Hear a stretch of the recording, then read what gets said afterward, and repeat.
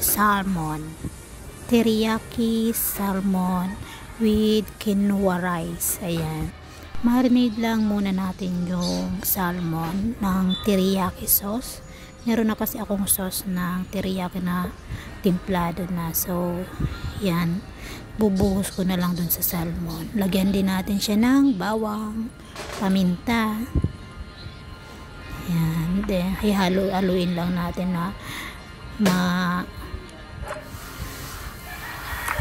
maigi.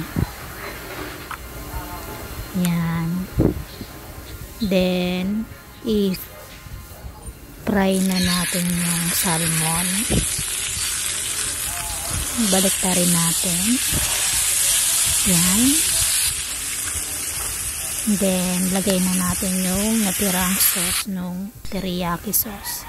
Ayun na, ito na pala yung quinoa na saing ko.